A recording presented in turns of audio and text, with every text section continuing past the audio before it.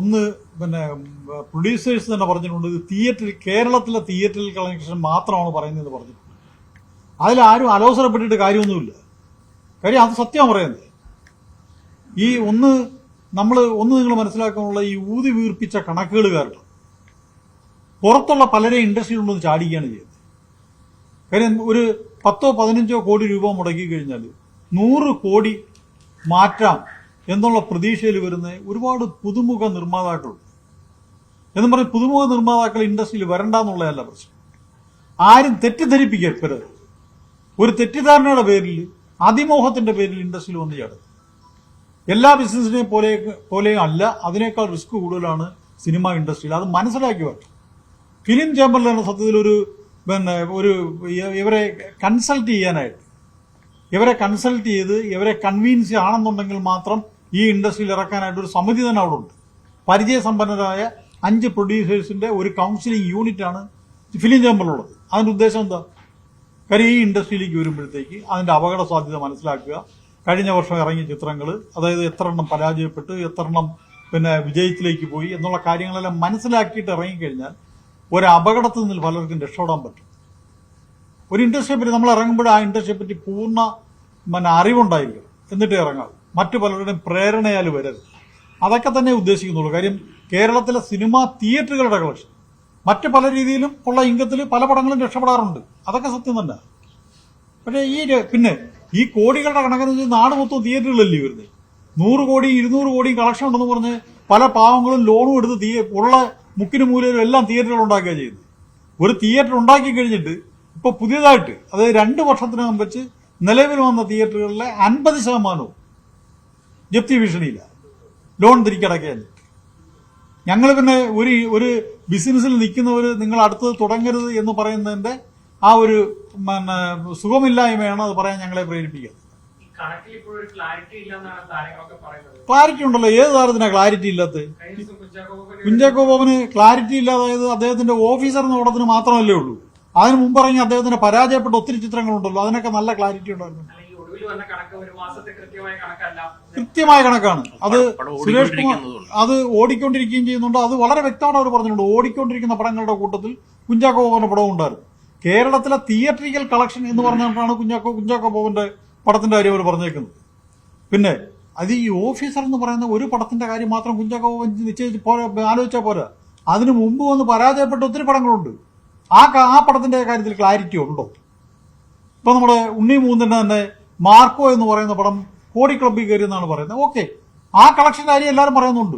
അതിനുശേഷം വന്ന് മറ്റേ എന്ത് ബേബിയെ ഗെറ്റ് സെറ്റ് ബേബി, അതിന്റെ പ്രൊഡ്യൂസറുടെ കാര്യം ആരും ചിന്തിക്കുന്നുണ്ട്. അതും കൂടെ ചിന്തിക്കണ്ടേ? ഇപ്പൊ നമ്മൾ പ്രൊഡ്യൂസേഴ്സ് ആയാലും ഇത് തുടങ്ങിയപ്പോൾ നമ്മൾ ആദ്യമേ പറഞ്ഞു, വിജയിച്ച 10% പടങ്ങളുടെ കാര്യം അല്ല പ്രശ്നം. അത് ഓക്കെ, നല്ലത് തന്നെ. പക്ഷെ അതിനോടൊപ്പം തന്നെ പരാജയപ്പെട്ട 90% പ്രൊഡ്യൂസേഴ്സിന്റെ കാര്യം കൂടെ ചിന്തിക്കണം നമ്മൾ. അപ്പൊ അവരെ ഉദ്ദേശമാണ് ഈ കണക്കുകൾ ഇറക്കുന്നത് എന്ന് അദ്ദേഹം വളരെ കൃത്യമായിട്ട് പറഞ്ഞു. പിന്നെ എവർക്കാർക്കും അതിൽ കയറി വേദനിക്കേണ്ട കാര്യമൊന്നുമില്ല.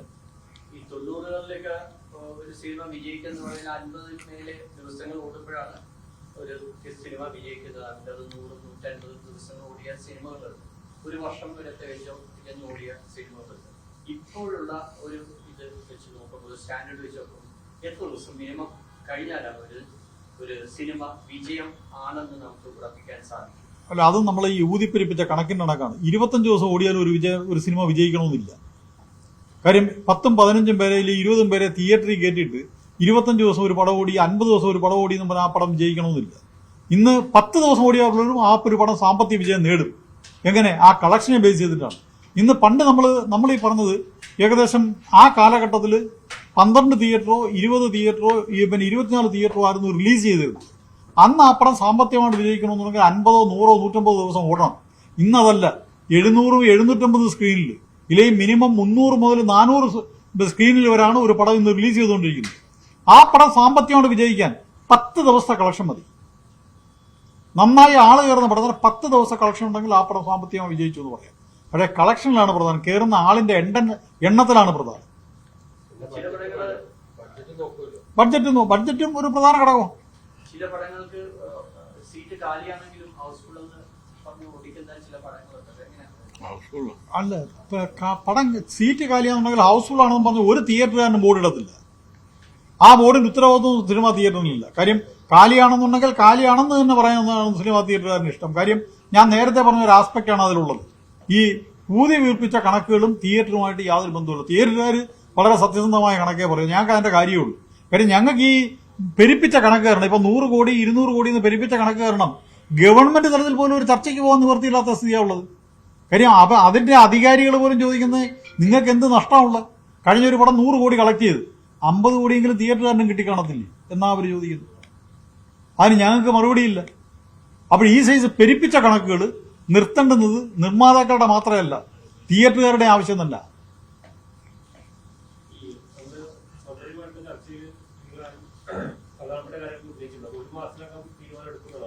45 ദിവസത്തിനകം വെച്ച് തീരുമാനം അറിയിക്കാമെന്ന് മന്ത്രി പറഞ്ഞിട്ടുണ്ട്.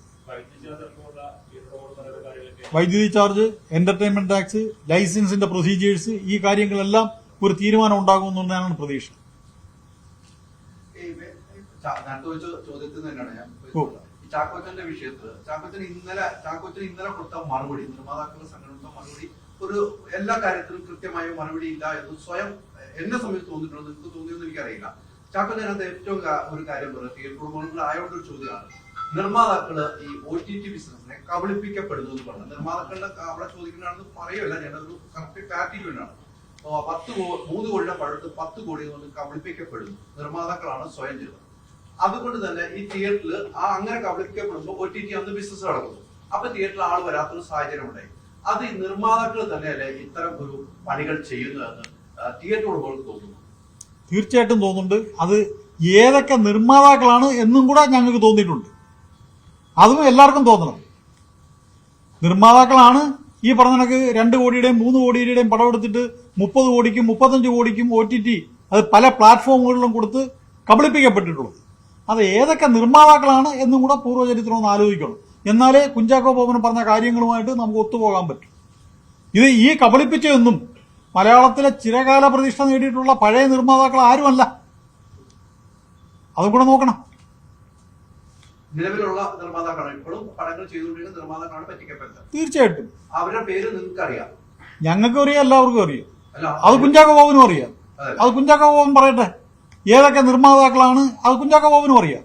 ഏതൊക്കെ നിർമ്മാതാക്കളാണ് ഈ 3-4 കോടി രൂപയ്ക്ക് പടമെടുത്ത് 30-40 കോടി രൂപയ്ക്ക് OTT പ്ലാറ്റ്ഫോമുകളിൽ കൊടുത്ത് മറ്റ് ആൾക്കാരെ വഞ്ചിക്കപ്പെട്ടത് എന്നുള്ളത് കുഞ്ചാക്കോ ബോബൻ അറിയാം. അത് അദ്ദേഹം പറയട്ടെ ആരൊക്കെയാണെന്ന്.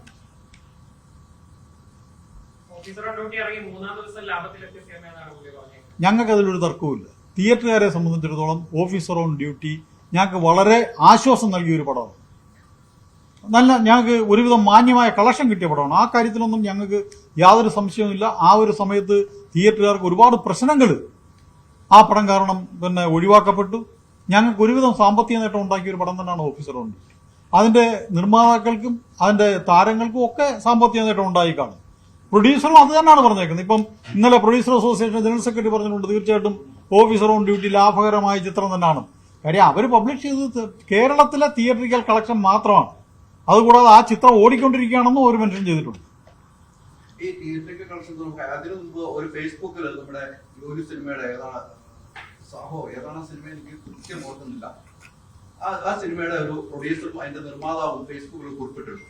അവരുടെ കളക്ഷൻ അദ്ദേഹത്തിന് ചോദിക്കാൻ ഡിസ്ട്രിബ്യൂട്ടർ എടുത്ത കളക്ഷൻ ആണ് എന്ന് പറഞ്ഞിട്ടിരുന്നു. പക്ഷെ അതായത് ലുലു മാളിൽ ഉൾപ്പെടെ കിട്ടിയിരിക്കുന്ന പൈസ അതിൽ കൂടുതലാണ്. അതുപോലും കാണിക്കാതെയാണ് അന്ന് തിയേറ്ററിൽ ഓടുന്ന സിനിമ കൂടിയായിട്ട് പോലും അത്തരം ഒരു കണക്ക് അവർ ഇട്ടു എന്ന് പറഞ്ഞ് ഒരു നിർമ്മാതാവ് രംഗത്ത് ഫേസ്ബുക്കിൽ ഇട്ട ശ്രദ്ധയപ്പെട്ട് ആത്മസ്വാതന്ത്ര്യ സിനിമയുടെ പ്രൊഡ്യൂസറാണ്, അതിന്റെ ഡയറക്ടറാണ്. അത് തിയേറ്ററിൽ ലുലുമാൾ ഓടുകയാണ്. ആ സിനിമ ഓടിക്കൊണ്ടിരുന്നപ്പോഴാണ് നിർമ്മാതാക്കൾ പറയുന്നത്, ആ അസോസിയേഷൻ പറയുന്ന സിനിമ ഓടുന്നില്ല എന്ന് പറയുന്നത്. അതും സിനിമയെ ബാധിക്കുന്നില്ല, നിങ്ങളെ പോലെയുള്ള തിയേറ്ററുകാരെയും ബാധിക്കുന്നില്ല. അല്ല, അങ്ങനൊരു ചിത്രം തിയേറ്ററിൽ ഓടിക്കൊണ്ടിരിക്കുന്നതായിട്ടോ തിയേറ്ററിൽ ഓടി ഒരു വൻ കളക്ഷൻ വന്നതായിട്ടോ എനിക്കറിയാം. വൻ കളക്ഷൻ തിയേറ്ററിൽ ഓടിക്കൊണ്ടിരിക്കുകയാണ്, ഓടിക്കൊണ്ടില്ല എന്നാണ് അവർ കാണിച്ചതെന്ന് പറഞ്ഞാണ് അതിന്റെ പ്രൊഡ്യൂസർ ഫേസ്ബുക്കിൽ കുറിപ്പിട്ടത്. ഇല്ല, ആ പടം തിയേറ്ററുകളിൽ വലിയൊരു കളക്ഷൻ ഓടിക്കൊണ്ടിരിക്കുന്നു. ലുലു മാളിൽ ഓടിയിട്ടുണ്ടോ നമുക്കറിയാം. നിങ്ങൾക്ക് യാതൊരു ബന്ധമില്ല. അല്ല, എന്ന് തന്നെയല്ല ഈ മാളില് പടങ്ങള് ഏത് സമയത്ത് എത്ര പടം എങ്ങനെയൊക്കെ ഓടുന്നെന്ന് ആർക്കെങ്കിലും അറിയാം? അതിന്റെ പ്രൊഡ്യൂസർക്ക് പോലും അറിയത്തില്ല, അതിന്റെ നിർമ്മാതാക്കൾക്ക് പോലും അറിയത്തില്ല, അതിന്റെ താരങ്ങൾക്ക് പോലും അറിയില്ല. ഒരു മാളിൽ ഇപ്പൊ ലുലു മാളിൽ ട്രിവാൻഡ്രത്ത് 14 സ്ക്രീനുണ്ട്. ഈ 14 സ്ക്രീനിൽ ഏതൊക്കെ പടം ഏതൊക്കെ ടൈമിൽ എത്ര ദിവസം ഓടി എന്ന് ആർക്കെങ്കിലും ഒന്ന് പറയാൻ പറ്റും? അല്ല, അവർക്ക് കോംപ്ലക്സ് ലൈസൻസ് കൊടുത്തിട്ടേക്കില്ല. അവർക്ക് ഇഷ്ടമുള്ള സമയത്ത് ഇഷ്ടമുള്ള രീതിയിൽ പടം കളിക്കും. ആ പടം കളിച്ചതിന് ശേഷം രാവിലെ 10 മണിക്ക് ഒരു ഷോ ഉണ്ടായിരുന്നു അതിന്റെ പ്രൊഡ്യൂസർ ഡിസ്ട്രിബ്യൂട്ടർ പോലും അറിയും. വരുമാന കണക്ക് കൃത്യമായിട്ട് കിട്ടുന്നുണ്ടായിരിക്കുക, അതിന് സംശയമൊന്നുമില്ല. വരുമാന കണക്കെല്ലാം അതിൽ ഉള്ള വരുമാനം കൃത്യമായി കിട്ടുന്നുണ്ടാകാം, അതിനൊക്കെ സംവിധാനങ്ങൾ ഉണ്ടാകാം, അതിനെപ്പറ്റിയും ഒരു തർക്കവുമില്ല. പക്ഷേ ലുലു മാളിൽ ഒരു പടം എത്ര ദിവസം കളിച്ചു എന്നുള്ളത് ലുലു മാൾ തന്നെ പറയണം, അല്ലാതെ പുറത്തും ആർക്കും അറിയാൻ പറ്റത്തില്ല. അതിന്റെ പ്രൊഡ്യൂസർക്കും അവസാനം അതിന്റെ അറിയാൻ പറ്റും എത്ര ദിവസം കളിച്ചു.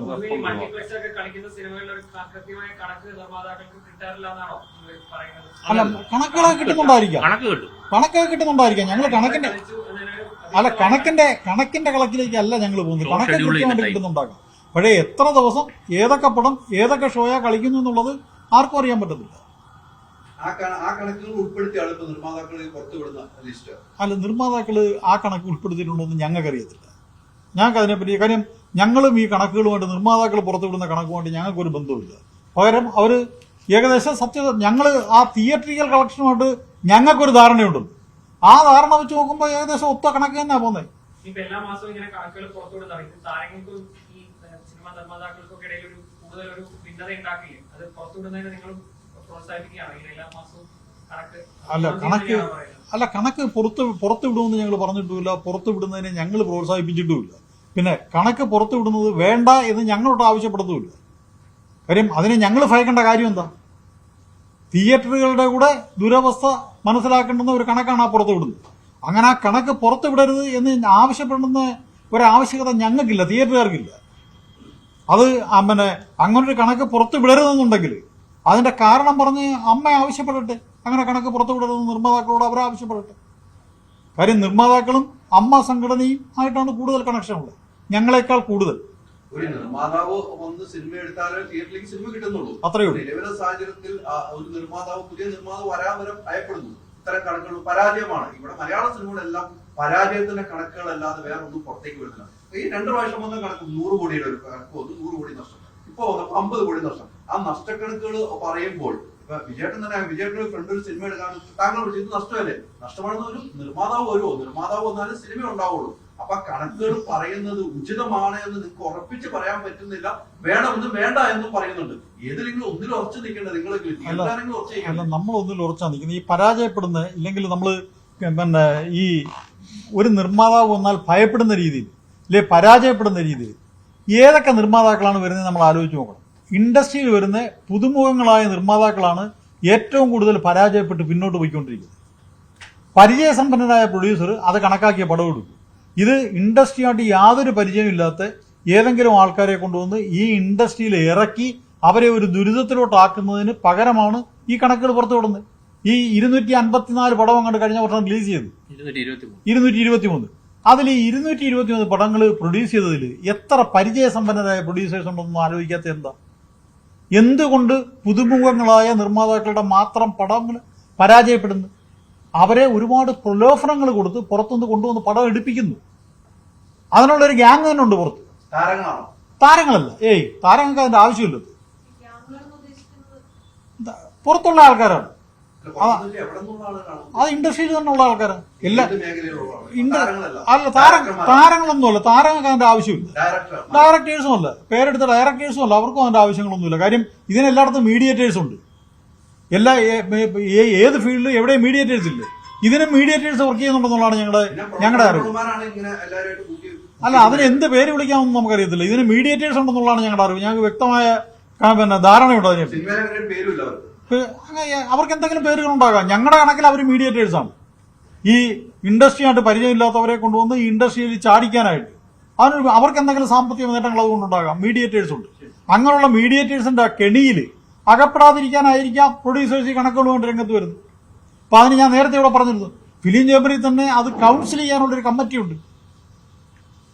ഒരു പടം രജിസ്റ്റർ ചെയ്ത് കഴിഞ്ഞാൽ ആ രജിസ്റ്റർ അതിന്റെ കറക്റ്റ് പ്രൊഡ്യൂസർ ചേംബറിൽ ഹാജരാകണമെന്നുണ്ട്. എന്നിട്ട് ആ പ്രൊഡ്യൂസറെ കൗൺസിൽ ചെയ്യാനായിട്ട് പരിചയസമ്പന്നരായ 5 പ്രൊഡ്യൂസേഴ്സിനെ ഫിലിം ചേംബർക്ക് നിയോഗിക്കപ്പെട്ടിട്ടുണ്ട്. കാര്യം അവരുടെ സത്യസന്ധമായ കാര്യങ്ങൾ ബോധ്യപ്പെടുത്തണം. ഒരു പടത്തിലോട്ട് ഇറങ്ങിക്കഴിഞ്ഞാൽ അതിന്റെ റിസ്ക് മനസ്സിലാക്കണം. അപ്പൊ അതിനുവേണ്ടി അത് ആവശ്യമില്ലേ? ഒരു ഇൻഡസ്ട്രിയെ പറ്റി ഇല്ലെങ്കിൽ നമ്മൾ ചെയ്യാൻ പോകുന്ന ഒരു ബിസിനസിനെ പറ്റി എന്ത് തന്നെ ആയാലും അതിനെപ്പറ്റി മനസ്സിലാക്കിച്ച് ഇല്ലെങ്കിൽ അതിനെപ്പറ്റി അറിവുള്ളവരോട് വിവരങ്ങൾ ചോദിച്ച് മനസ്സിലാക്കി ആ ഫീൽഡിലോട്ട് ഇറങ്ങേണ്ടത് വളരെ അത്യാവശ്യമല്ലേ. ഈ നേരത്തെ പറഞ്ഞ ലുലുമാളിൽ ഒരു കണക്ക് പറഞ്ഞു. ലുലുമാളിൽ എത്ര ഷോ നടത്തുന്നൊരു നമുക്കൊരു അറിയാം. അവർ പറയണത് പറഞ്ഞു തിയേറ്ററുകളിൽ ഇപ്പം നമുക്ക് ചില സിനിമകൾ വരുമ്പോൾ നമുക്ക് 6-7 ഷോകളുണ്ട്. അത് ഫിയോക്കിന്റെ ഒരു കണക്കിൽപ്പെട്ട ഷോകളായിരിക്കും. ഇപ്പം ചില സിനിമകൾ എമ്പുരാൻ വരും 6 ഷോ 7 ഷോയിലേക്ക് വരുന്നുണ്ട്. അത് എല്ലാവരും കൂടി ഒരുമിച്ചെടുക്കുന്ന തീരുമാനത്തിലേക്കാണോ പോകുന്നത്. ചില തിയേറ്ററിൽ 6 ഷോ ഉണ്ട്, ചില തിയേറ്ററിൽ 7 ഷോ ഉണ്ട്. അത് അവർ 24 മണിക്കൂർ നിലയിലേക്ക് വരും. അതെങ്ങനെയാണ് കണക്ക് നമ്മൾ ഓർത്തു നോക്കുക. ഇപ്പം പിന്നെ എമ്പുരാൻ റിലീസ് ചെയ്യുന്ന 27-ാം തീയതി ഇത്ര ഷോ കളിക്കുന്നു എന്നുള്ളത് ഇവിടെയുള്ള എല്ലാവർക്കും അറിയാം. അത് പബ്ലിഷ്ഡാണ്. 28-ാം തീയതി എത്ര ഷോ കളിക്കുന്നു എല്ലാവർക്കും അറിയാം. 29-ാം തീയതി എത്ര ഷോ കളിക്കുന്നു എല്ലാവർക്കും അറിയാം. നിങ്ങൾക്ക് അറിയാൻ പറ്റുമോ ഇവിടുത്തെ ഈ മാളില് 28-ാം തീയതി 29-ാം തീയതി എത്ര ഷോ കളിക്കുമെന്ന് നിങ്ങൾക്ക് പറയാൻ പറ്റും? നിർമ്മാതാവിന് അറിയില്ലേ? അത് സിനിമാ നിർമ്മാതാവിനും ഡിസ്ട്രിബ്യൂട്ടറിനും അറിയില്ല എത്ര ഷോ കളിക്കുന്നു. അല്ല, നിർമ്മാതാവിനും ഡിസ്ട്രിബ്യൂട്ടറിനും ഒരുപക്ഷെ ഈ 2-3 ദിവസങ്ങൾ അറിഞ്ഞേക്കാം. ഞങ്ങളുടെ സിംഗിൾ തിയേറ്ററിൽ ഓരോ തിയേറ്ററിലും ഓരോ റെപ്രസെന്റേറ്റീവ് അറ്റൻഡ് ചെയ്യുന്നുണ്ട്. നിർമ്മാതാവിനെ ഇല്ലെങ്കിൽ ഡിസ്ട്രിബ്യൂട്ടറിനെ പ്രതിനിധീകരിച്ച് ഒരു റെപ്രസെന്റേറ്റീവ് അറ്റൻഡ് ചെയ്യുന്നുണ്ട്. അയാൾ കൃത്യമായ കണക്കുകൾ അന്നന്ന് വൈകിട്ട് അതിന്റെ പ്രൊഡ്യൂസറെ അറിയിക്കുന്നുണ്ട്. അതായത് ഷോ കഴിയുമ്പോൾ മാളുകളിലും അങ്ങനെ ഒരു സംവിധാനമേ ഇല്ല. അവിടെ റെപ്രസെന്റേറ്റീവ് ഇല്ല, റെപ്രസെന്റേറ്റീവ് ബാറ്റ ഇല്ല. അങ്ങനെ ഇല്ലെങ്കിൽ നിർമ്മാതാവിനെയും ഡിസ്ട്രിബ്യൂട്ടറിനെ പ്രതിനിധീകരിച്ച് ഒരു പ്രതിനിധിയും അവിടെ അറ്റൻഡ് ചെയ്യുന്നില്ല. കേരളത്തിലെ യുവാക്കൾക്കിടയിൽ വളരെ കൂടുതൽ അക്രമാസക്തമായി ആ ഒരു അക്രമവാസന വർദ്ധിച്ചു വരികയാണ്. ആർക്കും പോലുള്ള പടങ്ങള് ഇത് കൂടുതലായിട്ട് അത് പ്രോത്സാഹിപ്പിക്കുന്ന രീതിയിലാണ് പലരും പറയുന്നത്.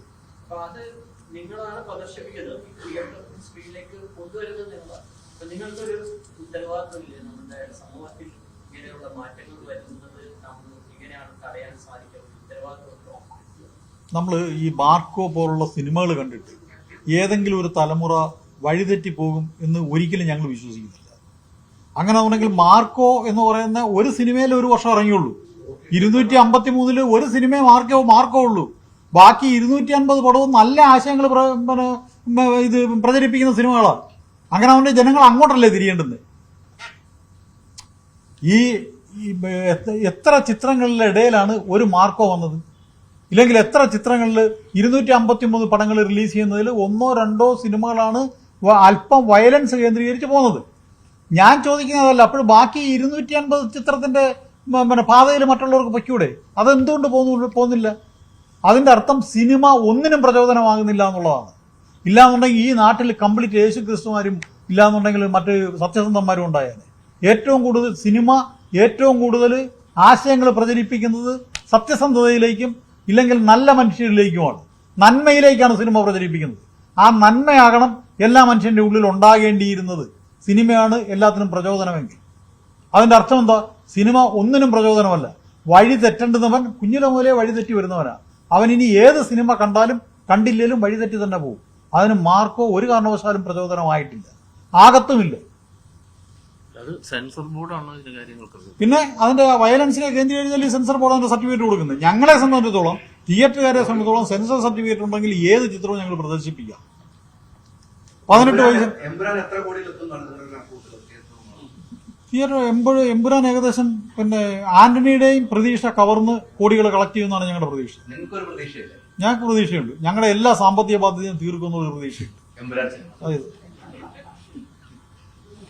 തിയേറ്ററുകാരുടെ ഇന്ന് വരെയുള്ള എല്ലാ സാമ്പത്തിക ബാധ്യതയും തീർക്കുന്ന പ്രതീക്ഷയാണ് ഞങ്ങൾ. കാര്യം ഞങ്ങൾക്ക് മാത്രമല്ല, ഞാനത് ഇന്ന് രാവിലെ നമ്മുടെ ജനറൽ ബോഡിയിൽ പറഞ്ഞു, എമ്പുരാൻ വൻ സക്സസ് ആകണമെന്ന് ഈ കേരളത്തിലെ തദ്ദേശ സ്വയംഭരണ സ്ഥാപനങ്ങൾ പോലും പ്രാർത്ഥിക്കുക ചെയ്യുന്നത്. കാര്യം ഞങ്ങൾക്ക് കോടിക്കണക്കിന് രൂപയുടെ പിന്നെ ടാക്സ് ബാധ്യതയുണ്ട്. അപ്പൊ ഈ എന്റർടൈൻമെന്റ് ടാക്സ് കൊടുക്കാൻ ഒരുപാട് ബാലൻസ് ഉണ്ട്.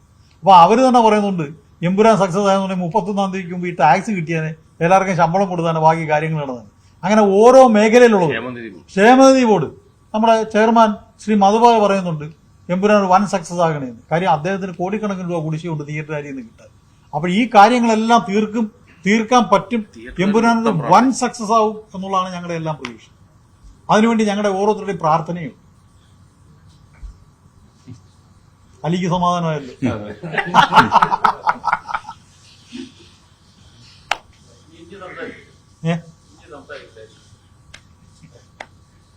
കോൺക്രീറ്റ് ഇട്ടു. അലി കഴിഞ്ഞ ദിവസം ഒരു ഇന്റർവ്യൂ നടത്തിയായിരുന്നു ഷൈൻ ടൈം ജോക്കായിട്ട്. ഞാനത് കണ്ട്. ഇന്ന് പുതിയ ഈ ഭരണസമിതിയിൽ ഒരു വോട്ടിംഗ് ഉണ്ടായിരുന്നു. നിങ്ങൾ തന്നെ തുടരണമെന്ന് വോട്ടിംഗ് ഒക്കെ ഉണ്ടായിരുന്നു. അല്ല, വോട്ടിംഗ് ഇല്ല, അത് വോട്ടിംഗ് അല്ല. അതായത് പിന്നെ നമ്മളൊരു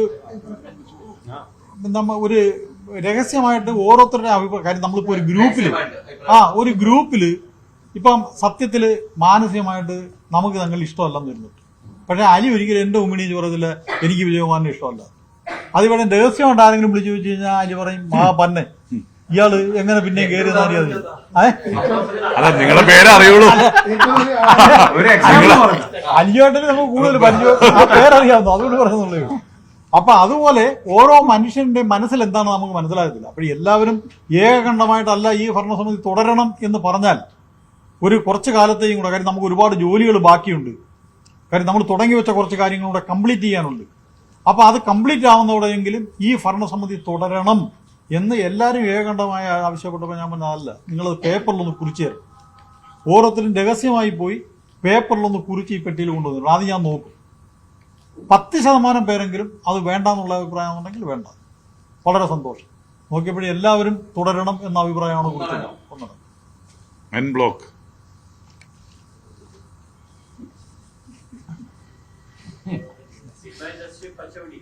തീർച്ചയായിട്ടും അതിന്റെ ഏപ്രിൽ 1-ാം തീയതി മുമ്പ് തന്നെ പടമല്ലേ എമ്പുരാൻ.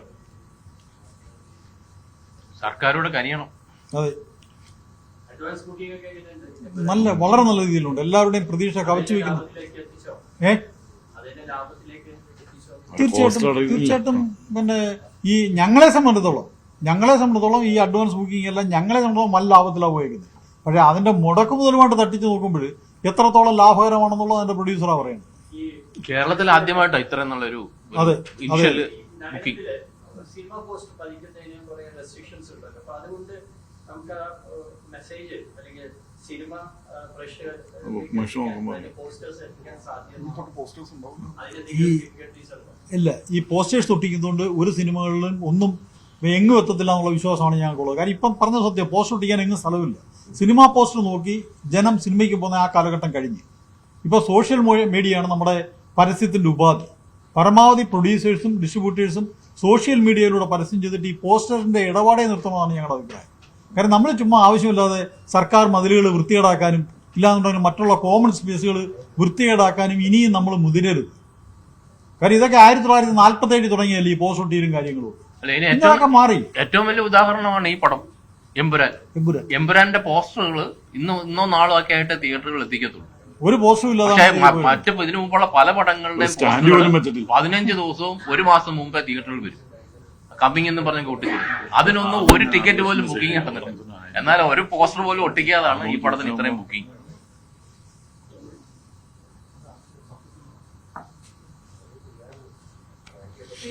ഈ മാളുകളിലെ ടിക്കറ്റ് അതൊരു സംശയമാണ്. മാളുകളിലെ ടിക്കറ്റ് നമ്മളിപ്പോ ടിക്കറ്റ് ബുക്ക് ചെയ്യാൻ ഇന്നലെയൊക്കെ എനിക്ക് നോക്കിയപ്പോൾ സിനിമക്ക് നോക്കുമ്പോ 240 രൂപയായിരുന്നു.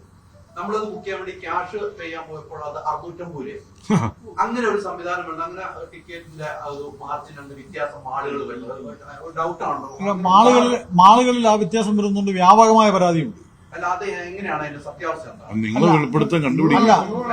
അല്ല അത് ഈ ടിക്കറ്റ് ഓൺ ഡിമാൻഡ് എന്ന് പറഞ്ഞ് വേണമെന്നുണ്ടെങ്കിൽ ഈ ടിക്കറ്റ് ബുക്കിംഗ് ആപ്പിൽ ഒരു സോഫ്റ്റ്വെയർ ആഡ് ചെയ്യാം. അങ്ങനെ നമ്മൾ ആ ഡിമാൻഡിനനുസരിച്ച് തിയേറ്റർ ഉടമസ്ഥന് ആവശ്യമായ റേറ്റിലേക്ക് ആ ടിക്കറ്റ് പോകും. ഉടമയ്ക്ക് തിയേറ്റർ ഉടമയ്ക്ക് ആവശ്യമായ റേറ്റിലേക്ക് ആ ആപ്പ് പോകും, ആ റേറ്റ് പോകും. ആ സമയ ടൈം അനുസരിച്ച്, ഡിമാൻഡ് അനുസരിച്ച്. അത് മാളുകൾക്ക് അതിനുള്ളൊരു സൗകര്യം ഇപ്പൊ ചെയ്തു കൊടുത്തിട്ടുണ്ട്. മാളുകൾക്ക് അല്ല, ഞങ്ങളത് ആവശ്യപ്പെട്ടിട്ടില്ല. ഞങ്ങൾക്ക് അത് ആവശ്യമില്ല. കാര്യം നമ്മൾ ഒരു കാരണവശാലും ഒരു മാളിന്റെ റേറ്റിലേക്ക് ആ റേഞ്ചിലേക്ക് തിയേറ്റർ പോയിട്ടുണ്ട്. ആ ഡിമാൻഡ് വരുമ്പോൾ ഇത് നിർമ്മാതാവിന് തീർച്ചയായും ടാക്സ് കൊടുക്കണം. ആ ടിക്കറ്റ് ഓർമ്മ എടുത്തു നോക്കാം. അപ്പൊ അതെല്ലാം വിശദീകരിച്ചിട്ടുണ്ടാവും. അല്ലല്ല, ടാക്സും ഷെയറും ഒക്കെ കറക്റ്റ് ആയിട്ട് തന്നെ പോകും. പക്ഷെ പ്രേക്ഷകനെ സംബന്ധിച്ചിടത്തോളം 200 രൂപ മുടക്കേണ്ടതിന് ഓർമ്മ 600 രൂപ മുടക്കേണ്ടി വരും. പൈസ എല്ലാം കൃത്യമായിട്ട്. തമിഴ്നാട്ടിലൊക്കെ ഒരു ഷോയ്ക്ക് തുടക്കുന്ന ദിവസം വിജയപടത്തിനൊക്കെ 2000 രൂപയ്ക്ക് ചോദിക്കും. അത് പക്ഷേ പ്രശ്നമോ അത് പിന്നെ സർക്കാർ കണക്കിൽ സർക്കാർ ടിക്കറ്റിന്റെ റേറ്റേ പോകും. ബാക്കി മറ്റുള്ളവരെല്ലാം കൂടെ വീതം ചെയ്തെടുക്കുക. കഴിഞ്ഞ മാസം നടത്തിയ ചർച്ചയിൽ പ്രതീക്ഷയുണ്ടോ? അത് ചർച്ചയിൽ വളരെ അസന്നിഗ്ധമായിട്ട് നമ്മൾ പറഞ്ഞിട്ടുണ്ട്. വൈദ്യുതി ചാർജ്, ടാക്സ്, ഇതൊക്കെ ഇതിലെല്ലാം തീർച്ചയായിട്ടും പ്രതീക്ഷയുണ്ട്. അത് ചെയ്തു തരാമെന്നാണ് മിനിസ്റ്റർ പറഞ്ഞിട്ടുള്ളത്. അത് ഇല്ലാന്നുണ്ടെങ്കിൽ ഞങ്ങൾ നേരത്തെ സൂചിപ്പിച്ചാണ് ഞങ്ങളുടെ തീരുമാനത്തിൽ ഒരു മാറ്റവും ഇല്ല. കൃത്യമായ സൂചനാ പണിമുടക്കുണ്ടാവും. ജൂൺ 1 മുതൽ കേരളത്തിലെ തിയേറ്ററുകൾ അടഞ്ഞു തന്നെ കിടക്കും. അല്ല, അത് ഇപ്പം മന്ത്രി 45 ദിവസം ആവശ്യപ്പെട്ടിരിക്കുന്നു. അതെ, നമ്മളിപ്പോ ഒരു ചർച്ചയ്ക്ക് പോയി ആ ചർച്ചയിൽ നമുക്ക് ആശാവഹമായ ഒന്നും കിട്ടിയില്ലെങ്കിലേ നമ്മൾ മറ്റു കാര്യങ്ങളിലേക്ക് പോകേണ്ട കാര്യം. അല്ല, അങ്ങനെ നമ്മളിപ്പം നമ്മൾ ഏകദേശം 2 വർഷം പണിമുടക്കിന് പോയതുകൊണ്ടാണ് വിളിച്ചത്. അതെ, ഇല്ലേ പോകത്തില്ല, ഇല്ലേ വിളിക്കത്തില്ല. എത്രയോ പ്രാവശ്യം നമ്മൾ കത്ത്, ഈ ബഡ്ജറ്റിന് മുമ്പ് നമ്മൾ കത്ത് കൊടുത്തായിരുന്നു പരിഗണിക്കണം എന്ന് പറഞ്ഞു. അവർ തിരിഞ്ഞു നോക്കി. അല്ല, ഇതിപ്പോ ഇന്ന് കിട്ടുന്ന ഇപ്പം ഒരു ടോട്ടൽ കളക്ഷന്റെ 30% ടാക്സ് ആയിട്ട് പിടിക്കുന്നു. ഈ 30% ഇവിടുത്തെ നിർമ്മാതാക്കൾക്ക് കിട്ടുന്നില്ല എന്നുള്ളതാണ് സത്യം. ഒരു പടത്തിന്റെ ടോട്ടൽ കളക്ഷന്റെ 30% ടാക്സ് ആയിട്ട് പോവുകയും ബാക്കി 70%ന്റെ 60% ഡിസ്ട്രിബ്യൂട്ടറിന് ഷെയർ ആയിട്ട് പോവുകയും ചെയ്തു കഴിഞ്ഞാൽ ബാക്കി ഒരു സിനിമാ തിയേറ്ററിന്, ഒരു AC സിനിമാ തിയേറ്ററിന് എന്താണ് കിട്ടുന്ന വിഹിതവും നിങ്ങൾക്ക് കാൽക്കുലേറ്റ് ചെയ്താൽ മനസ്സിലാവും. അല്ല, ഇത് പെട്ടെന്ന് എളുപ്പമുള്ള കണക്ക് പറയാം. 2 കോടി രൂപയുടെ ടേൺ ഓവർ ഒരു വർഷം നടന്നാൽ 60 ലക്ഷം രൂപ സർക്കാരിന്, ബാക്കി 1.40 80 രൂപയ്ക്ക് മേളിൽ ഡിസ്ട്രിബ്യൂട്ടർ പ്രൊഡ്യൂസർക്ക് ചെയ്യും. പോയിട്ട് വരുന്ന 60 രൂപയ്ക്ക് താഴെയുള്ള എമൗണ്ട് ആണ് കേരളത്തിലെ തിയേറ്റർ. അതുകൊണ്ട് അതിനകത്തിൽ നിന്നാണ് 35 ലക്ഷം രൂപയോളം കറണ്ട് ചാർജ് ബില്ല് അടയ്ക്കേണ്ടി. പിന്നെ വരുന്ന 25 ലക്ഷം രൂപയ്ക്ക് 20 ലക്ഷം രൂപ സ്റ്റാഫിന്റെ ശമ്പളവും കൊടുത്തിട്ട് 5 ലക്ഷം രൂപയ്ക്ക് KSFDC, ചലച്ചിത്ര academy, building tax, theatre maintenance എല്ലാം കഴിയുമ്പോൾ ഒരു 10-15 ലക്ഷം രൂപ കടം മേടിക്കേണ്ട രീതിയിലാണ് തിയേറ്ററുകൾ ഈ കഴിഞ്ഞ വർഷത്തെ കടം. 100 രൂപയില് കൃത്യമായിട്ട് 30 രൂപ ഗവൺമെന്റിലേക്ക് പോകും. ബാക്കി 70 രൂപയില് 60% 42 രൂപ പ്രൊഡ്യൂസർക്ക് പോകും. പ്രൊഡ്യൂസർക്ക്. അത് first week, second week, third ആവുമ്പോഴത്തേക്ക് ഒരു 25 രൂപ കിട്ടുള്ളൂ. ബാക്കി 22 രൂപ തിയേറ്ററിനാണ് കിട്ടുന്നത്. ആ 22 രൂപയില് കറണ്ട് കാശ്, ശമ്പളം, പിന്നെ പല നികുതികള് ഇല്ല, കിട്ടത്തില്ല, നഷ്ടത്തില്. അത് എല്ലാ മാസവും പിന്നെ ഒരു 25, 30, 40 ലക്ഷം രൂപ വെച്ച് മാസം ടേൺ ഓവർ വന്ന രീതിയിൽ പോവുകയാണെങ്കിൽ, ചില മാസങ്ങളിൽ 10 ലക്ഷം രൂപയ്ക്ക് താഴെയാണെങ്കിൽ കയ്യിൽ നിന്ന് പൈസ. ഈ 100 രൂപയുടെ ആദ്യത്തെ ആഴ്ചയാണ് 100 രൂപ, പിന്നീട് വരുമ്പോൾ റേറ്റ് നിങ്ങൾക്ക് 5% കൂടുതൽ കിട്ടും. 5% വ്യത്യാസം വരാം. 5% വ്യത്യാസം. അവിടെ അതുകൊണ്ട് തന്നെ അതുകൊണ്ട് തന്നെ സത്യത്തില് തിയേറ്റർ അടയ്ക്കുന്നു എന്ന് പറഞ്ഞു കഴിഞ്ഞാൽ തിയേറ്ററുകാരന് ഒരിക്കലും സമ്മതിക്കാത്തതാണ്. ഇന്നത്തെ ജനറൽ ബോഡിയിൽ തിയേറ്ററുകാരെല്ലാം ഇങ്ങോട്ട് ആവശ്യപ്പെട്ട എന്തിനാ ഇങ്ങനെ നടത്തിക്കൊണ്ട് പോകുന്നത്? ഇതൊന്നും കിട്ടിയില്ലേ 1-ാം തീയതി മുതൽ അടയ്ക്കണമെന്ന് അവർ ഇങ്ങോട്ട് ആവശ്യപ്പെട്ടു. ഓൾറെഡി 10-40 ദിവസമായിട്ട് 40-50 തിയേറ്ററുകൾക്ക് ജപ്തി ചെയ്തുകൊണ്ട് കിടക്കുക. ഏതാണ്ട് 10-20 തിയേറ്ററുകൾ കറണ്ട് അടയ്ക്കാത്തത് കൊണ്ട് ജനറേറ്ററിൽ ഓടുന്നു. ഈ എമ്പുരാൻ തൊട്ട് കറണ്ട് അടച്ചിട്ട് നടത്താൻ വേണ്ടി ഇരിക്കുന്നു. അല്ല, ഇതിപ്പോ ഡീറ്റെയിൽ ആയിട്ട് അതുകൊണ്ടാണ് അത് പറയുന്നത്. അത് ഇത് മനസ്സിലാക്കാതെയാണ് ഏതാണ്ട് 50 തിയേറ്റർ വിൽക്കാൻ കിടക്കുമ്പോൾ ഈ മാസം തന്നെ ഏകദേശം 15-16 തിയേറ്ററും പുതിയതായിട്ട് ഉദ്ഘാടനത്തിന് വെച്ചിരിക്കുക. അപ്പൊ ഇതൊന്നും അറിയാതെ വന്ന് ചാടുകയാണ്.